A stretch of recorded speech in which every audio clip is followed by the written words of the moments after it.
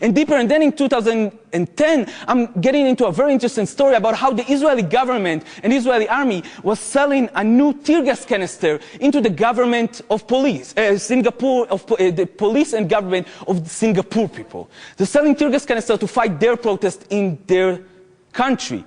And during this time, I'm looking and I'm saying, Israel is selling tear gas canister? So I'm going into the website of the Minister of Security in Israel, and I find out they're saying that Israel just concluded a deal with the Singapore government of selling the best tear gas canister ever produced and tried by the Israeli army. And it mentioned there a few lines later that this tear gas canister was proven to be the most deadliest ever. And I'm going back and I'm saying, wait, try the tear gas canister. Who would be agreed to be tried? And then I understand.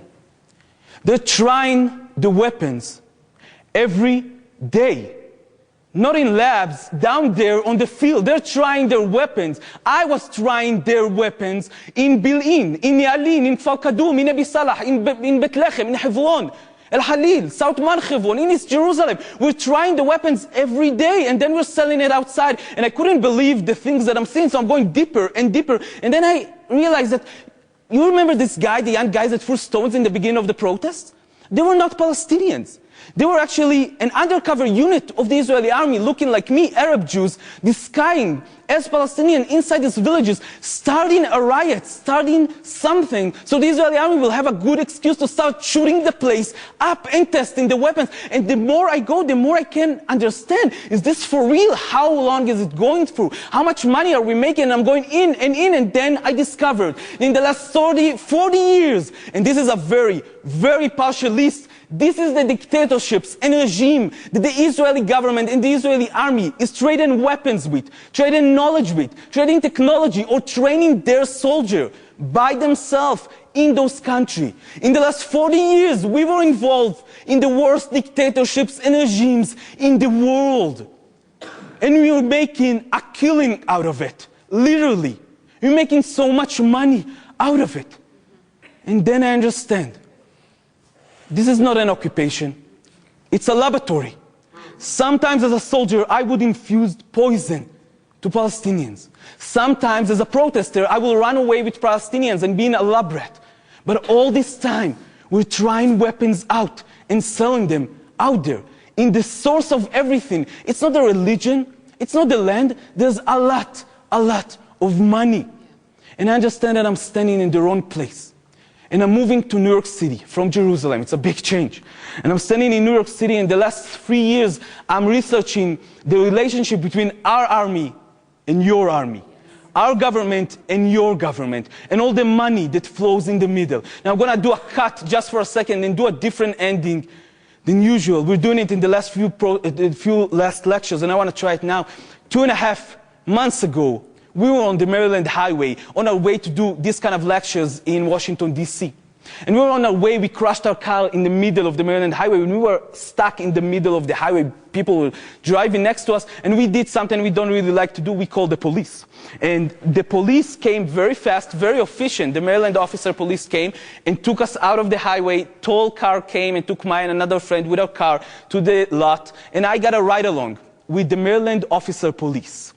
And for 10 minutes, we're driving silently, and I have no idea it's going to change my life, this ride. And we're driving quietly, and then the guy is looking at me, the officer of the Maryland police is looking at me and saying, so, where are you from? And I'm saying, oh, I'm from Israel. I'm from Israel.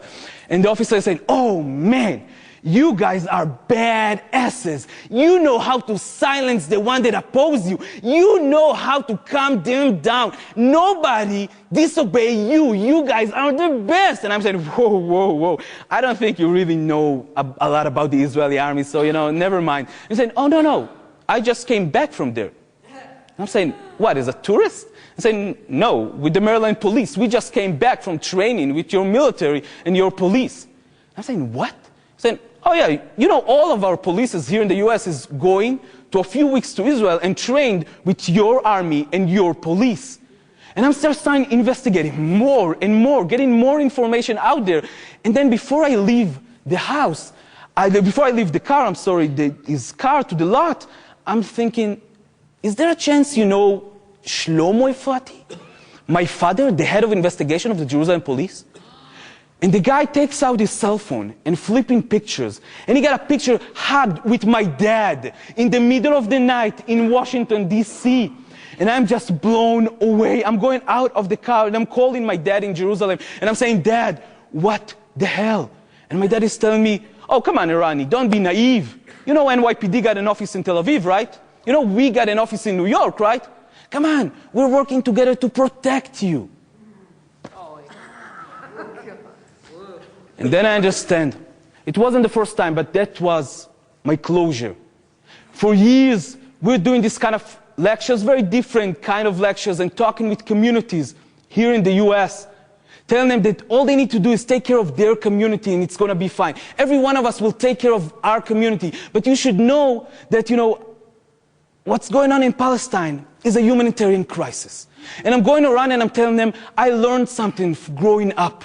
All of us want to be on the right place at the right time when history is knocking on the door. And history is knocking right now, really loud in Palestine. And all of you need to be on the right side on this humanitarian case. But not this time. If you don't care about Palestinians after these lectures, I don't care.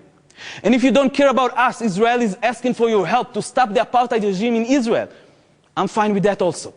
But you guys should know, you are next in line.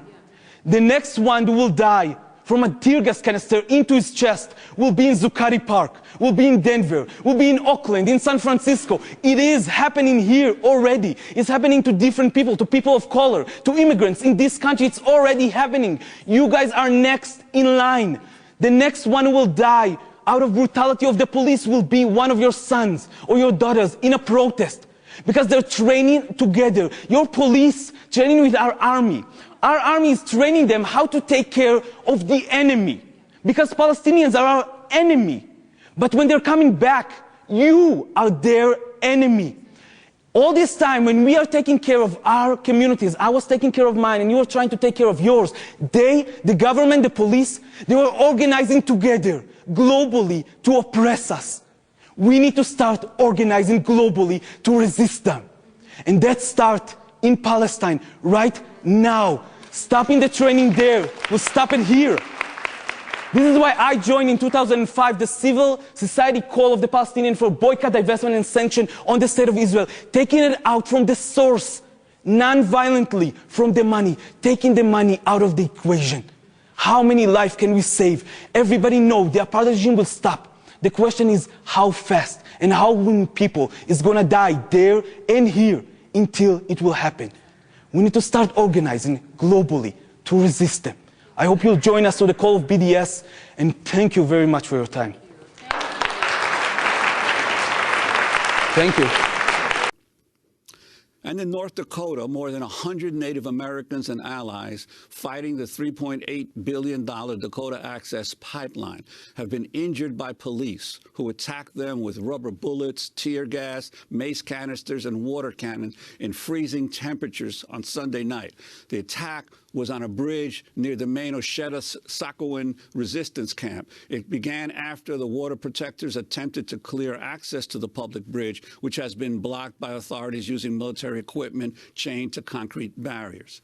Medics on scene say multiple people were shot by rubber bullets. My name is Leland Brenholt. I'm a medic here at Osheta-Sakowin, and we have seen at least 4 gunshot wounds. 3 of them I know to the face and head. Rubber bullets. Right now we're trying to keep people warm. We're trying to get them decontaminated and treating all kinds of different wounds. People have been hit with canisters in the chest or the leg and that sort of thing. Water protectors say the police also fired rubber bullets at journalists, shot down drones being used to document the attack, and fired flares which ignited grass fires. Legal observers with the National Lawyers Guild said multiple people temporarily lost consciousness after being shot. Witnesses say one elder also went into cardiac arrest and was revived on scene by medics. Both the Standing Rock Sioux Tribe and the Cheyenne River Sioux Tribe sent medical first responders. This is Angela Bibbins, a lawyer with the Red Owl Legal Collective, speaking in a telephone interview recorded by Dallas Goldtooth Sunday.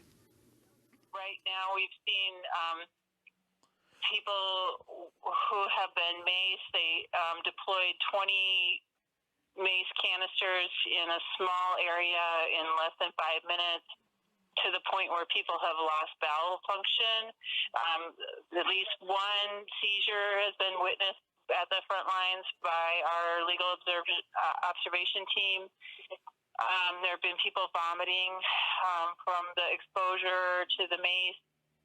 The water cannon has been mixed with the mace, and so even our legal observers have been exposed and are trying to deal with that while they're doing up their notes. And canisters were shot at the medic area at the front line. There's at least one woman who has a broken kneecap. At least one elder went into cardiac arrest and was revived through CPR at the front lines by medics.